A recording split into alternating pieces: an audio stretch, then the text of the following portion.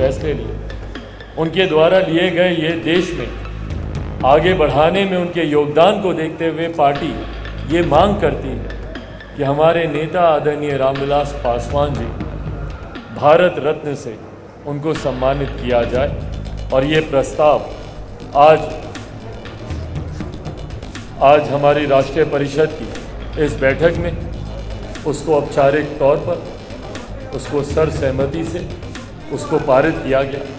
साथ ही में कई और ऐसे राजनीतिक प्रस्ताव थे जिसमें समाज के गरीब, वंचित, शोषित, दलित, पिछड़ा वर्ग, अल्पसंख्यक वर्ग से आने वाले लोगों की सामाजिक सुरक्षा को लेकर हाल फिलहाल के दिनों में कई राज्यों में हम लोगों ने देखा और हमारी पार्टी जिसका एक बड़ा जनाधार बिहार में है, जिस तरीके से दलितों के ऊपर उत्पीड़न की घटना, अल्पसंख्यक समाज से आने वाले लोग, पिछड़ा वर्ग से आने वाले लोगों में हाल फिलहाल के दिनों में जिस तरीके से उनके ऊपर उत्पीड़न बढ़ा है, इसको लेकर भी पार्टी ने अपनी चिंता जाहिर की है और ये प्रस्ताव पारित किया है कि और ज़्यादा मजबूती से उनकी सुरक्षा को लेकर, और ख़ास तौर पर ये जो टारगेट किलिंग हो रही है, और मैं बिहार की अगर मैं बात करूं जहां पे चिन्हित करके दलित, महादलित समुदाय से आने वाले लोगों को चिन्हित करके उनको मारा जा रहा है।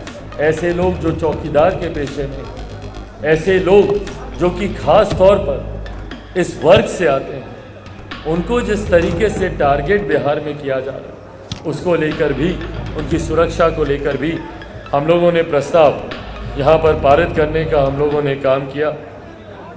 बिहार में जिस तरीके से कानून व्यवस्था पूरी तरीके से धराशायी हुई है, और यह आप लोगों को बताने की ज़रूरत नहीं है, आप लोगों के माध्यम से पूरा देश ये जान रहा है कि किस तरीके से आए दिन बिहार में हत्याएं, अपहरण, लूटमार, डकैती, बलात्कार की घटनाएं सामने आ रही हैं। सुबह जब तक कोई बिहारी सोकर उठता है तब तक बिहार के अलग अलग जिलों में ना जाने कितनी हत्याओं को अंजाम दिया जा चुका होता है। ये भी एक चिंता का विषय है।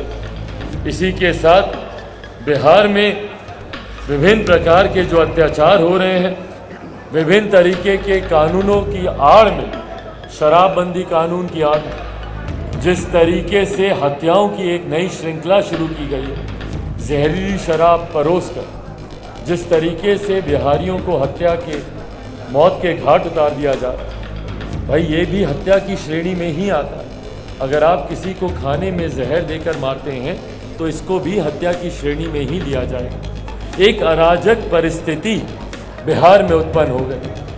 हम लोग पुनः केंद्र सरकार से मांग करते हैं इस प्रस्ताव के माध्यम से कि केंद्र सरकार स्वतः संज्ञान ले कि बिहार में जो ये अराजक परिस्थिति उत्पन्न होती जा रही है, शराबबंदी कानून की धज्जियां उड़ने को लेकर हो, या हत्या को लेकर हो, या बढ़ते अपराध को लेकर हो, ज़रूरत है कि भैया बिहार में अब राष्ट्रपति शासन लागू कर देना चाहिए। बिहार हमारे मुख्यमंत्री नीतीश कुमार जी से अब संभलने वाला नहीं। उन्होंने खुद अपराध को इतना संरक्षण दे दिया, अपराध को इतना बढ़ावा उन्होंने दे दिया है कि अब वो खुद भी चाहें तो वो अपराध को नियंत्रित नहीं कर पाएंगे। और ऐसे में जब मेरे मुख्यमंत्री का पूरा ध्यान केंद्रित सिर्फ अपनी कुर्सी को बचाने को लेकर, आज की तारीख में उनकी चिंता बिहार के किसान, मजदूर या कोई आम बिहारी नहीं है, उनकी चिंता अपने गठबंधन,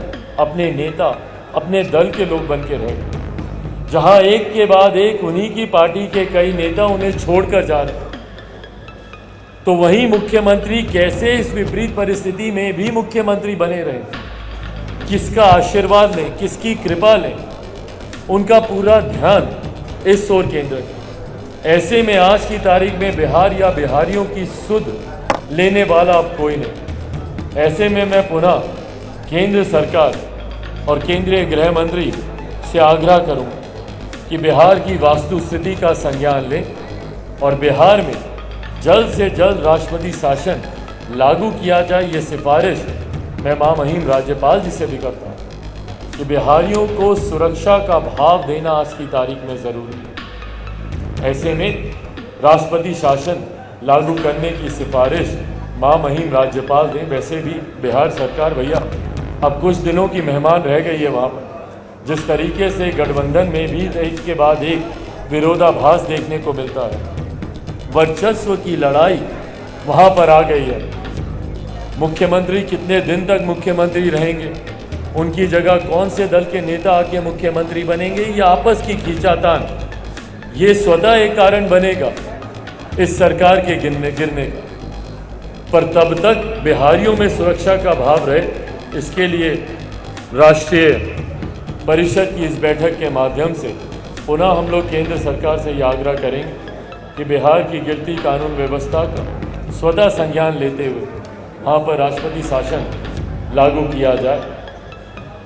आज की इस राष्ट्रीय परिषद की बैठक में जहाँ देश के विभिन्न जिलों से उपस्थिति हमारे पार्टी के पदाधिकारियों ने यहाँ पर दर्ज की, वहीं पुनः हम लोग मजबूती से पार्टी को आगे बढ़ाने के संकल्प के साथ पार्टी आगे बढ़ने का काम कर रही है। आने वाले दिनों में विभिन्न और राज्यों में भी चुनाव होने जा रहे हैं, उसको लेकर भी इस राष्ट्रीय परिषद की बैठक में चर्चा की गई है।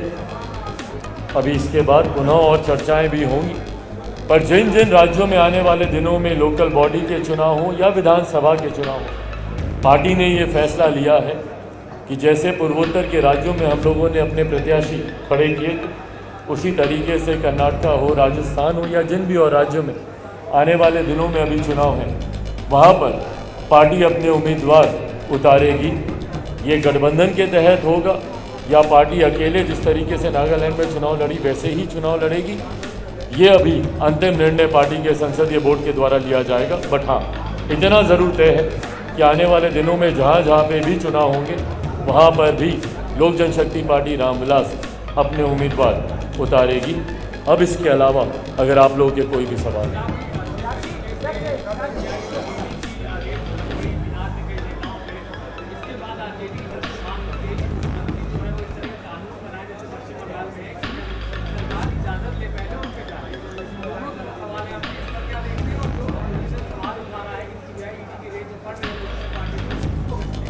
भाई, रेड से मुझे लगता है डरना सिर्फ उस व्यक्ति को चाहिए जिसने कुछ गलत किया।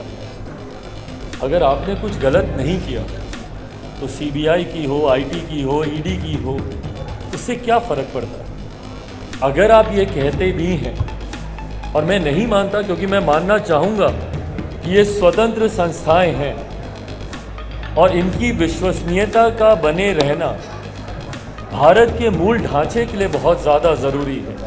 तो मैं चाहूँगा कि स्वतंत्र रूप से ये एजेंसीज काम कर रही हैं। पर अगर विपक्ष ये आरोप लगाता भी है तो भाई ये कोई नया आरोप नहीं है, यह आरोप पहले भी लगता रहा। आज जो लोग विपक्ष में हैं वो लोग भी जब सत्ता में थे उनके ऊपर भी ये आरोप लगे थे।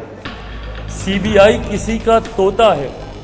ये तोता शब्द एनडीए की सरकार में इस्तेमाल नहीं किया गया था, ये यूपीए की सरकार में इस्तेमाल किया गया था, जिसमें महागठबंधन के कई दल उस वक्त केंद्र सरकार में मौजूद थे। तो जो लोग ये बोलते हैं वो कहीं ना कहीं अपने आप को कमज़ोर दिखाते हैं जब वो ये बोलते हैं कानून बना देना चाहिए, जैसे बंगाल में किया गया। भाई, बंगाल में डर था उनको। अलग अलग जो घोटाले वहाँ पे शारदा और चिट फंड और जो विभिन्न तरीके के घोटाले सामने आए, जिसमें कई लोगों के ऊपर कार्रवाई हुई है भैया, वहाँ पर इस बात का डर था कि भैया उनकी पोल खुलेगी, इसलिए वहाँ पे कानून बनाने की ज़रूरत पड़ी। अगर ऐसा डर है तो भैया कहीं ना कहीं आप अपनी कमज़ोरी दिखा रहे हैं। अगर आप सही हैं तो भैया खुल के जाइए, कानून का सामना कीजिए, और जो निर्दोष है उसको तो कोई फंसा नहीं सकता ना। तो आप जिस दिन निर्दोष साबित हो जाएंगे वो आपकी और मजबूती दिखेगी। पर अगर कानून का कोई आड़ लेने का प्रयास करता है तो कहीं ना कहीं आप अपनी कमज़ोरी दिखाते हैं।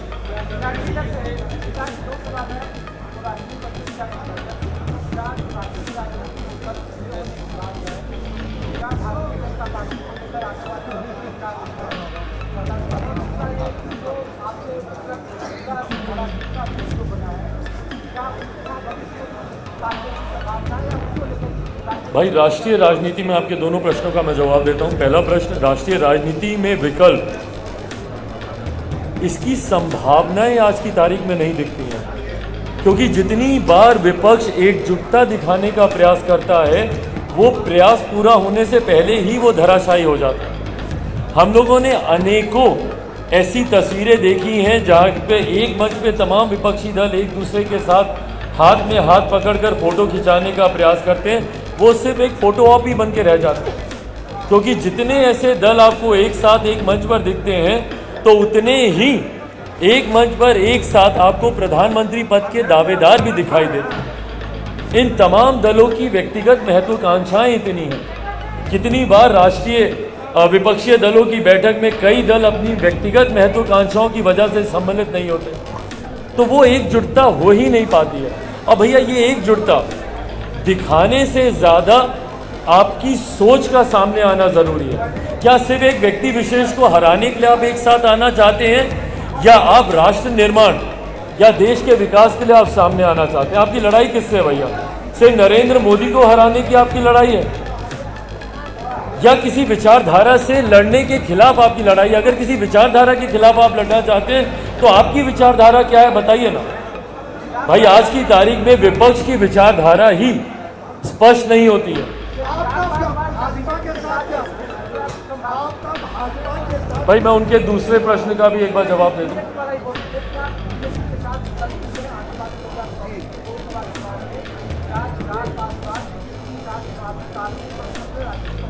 भाई बिल्कुल चर्चा तो चली रही है, इस बात से मैंने कहा, मैंने इनकार किया।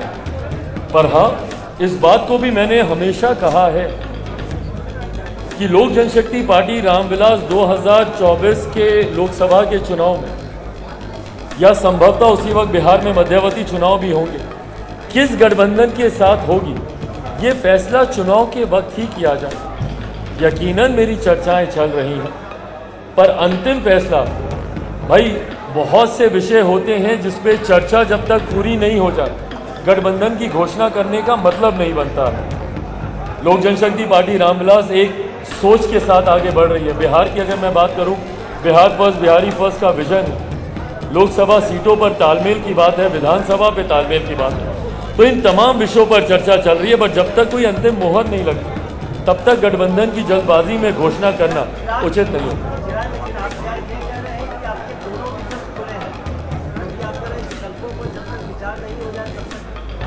भाई गठबंधन के भीतर जब तक कोई बातचीत पूरी नहीं हो जाए, मुझे लगता है गठबंधन धर्म की मर्यादा के खिलाफ है सार्वजनिक मंच पर उसको लेकर कोई भी टिप्पणी या चर्चा करना।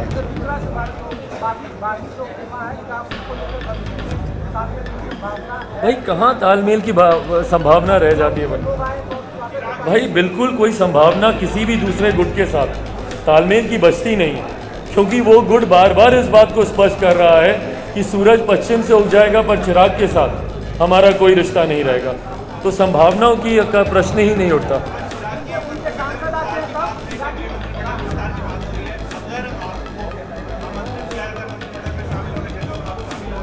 भाई ये बहुत हाइपोथेटिकल क्वेश्चन है।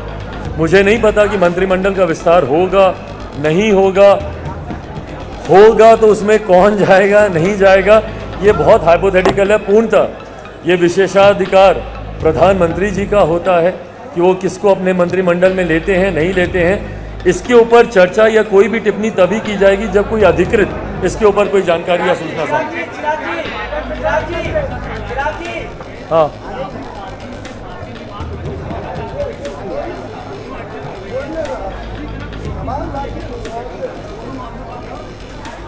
भाई, विदेश की धरती पर जाकर भारत के विषयों पर चर्चा करना, मैं कतई इसका पक्षधर नहीं। भारत का इंटरनल मैटर पूर्णतः भारत का विषय है। किसी विदेश की धरती पर जाकर भाई आपके इंटरनल डिस्प्यूट्स हो सकते हैं, पर अगर आप कहीं विदेश में हैं तो आप पहले भारतीय हैं और भारत का सम्मान, भारत का गौरव, भारत का स्वाभिमान सबसे ऊपर होना चाहिए। ऐसे में इंटरनल फाइट्स का कोई दूसरा देश लाभ उठाए या दूसरे देश में उसको लेकर बिहार शर्मसार हो, अदेश शर्मसार हो, ये कहीं से भी उचित नहीं है। तो मैं पूरी तरीके से मैं सहमत हूँ कि किसी भी विदेश की धरती पर भारत को लेकर कोई भी गलत बयानबाजी या हल्के में कही जाने वाली बातों का मैं समर्थक बिल्कुल नहीं।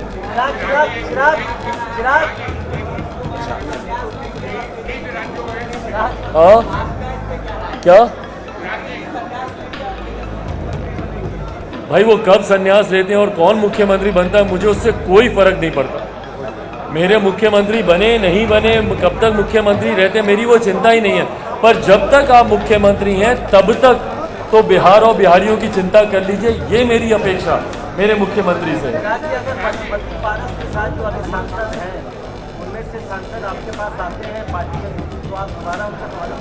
तो भाई आ तो रही हैं, कौन है उनके साथ आज की तारीख में, कौन है उनके साथ बताएं? उनके खुद के सारे सांसद हमारे संपर्क में है भैया, क्या बात कर रहे हैं, सबको पता। एक सवाल है शराब को लेकर के, मनीष सिसोदिया और नीतीश कुमार ने किसको बड़ा अपमान किया, गड़बड़ आदमी। एक शराब में जेल गया है, दूसरा शराब को बंद करके। भाई एक मिनट ना, तो हम प्रश्न सुन रहे हैं भाई, आ रहे हैं हम आपके। हाँ हाँ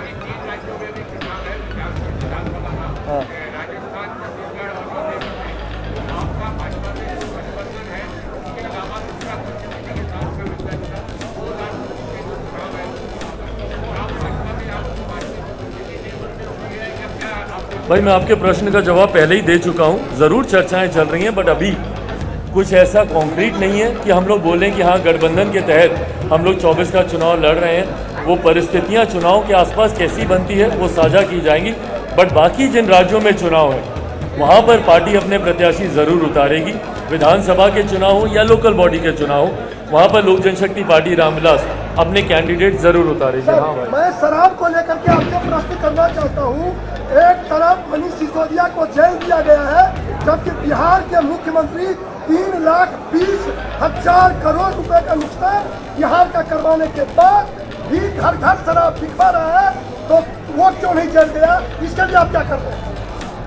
एक विपक्षी होने के मुख्यमंत्री ने खुद अपनी महत्वाकांक्षी योजना शराबबंदी उन्हीं के द्वारा लाया गया कानून था, और अपनी नाक के नीचे ही अपने इस कानून की धज्जियां उड़ते हुए न सिर्फ मेरे मुख्यमंत्री देख रहे हैं बल्कि उनका संरक्षण प्राप्त है उन तस्करों को, ऐसे गिरोह को जो कि अवैध शराब का निर्माण करते हैं या जो तस्करी करते हैं सीमावर्ती इलाकों से। ऐसे में जब मुख्यमंत्री और उनका प्रशासन ही संरक्षण दे तो उसके ऊपर कार्रवाई करने का तो प्रश्न ही नहीं उठता। और यही कारण है कि शराबबंदी कानून की धाराओं के तहत आम बिहारी जेल में ज़रूर बंद है, गरीब लोग ज़रूर बंद हैं, पर कोई बड़ा तस्कर या गिरोह आपको जेल के अंदर नहीं मिलेगा। इस बात को मैंने बार बार कहा है कि जिस दिन बिहार में बिहार फर्स्ट बिहारी फर्स्ट की सरकार आएगी, तमाम इन विषयों की जांच होगी और तमाम दोषियों को जेल के अंदर डाला जाएगा। धन्यवाद साथी।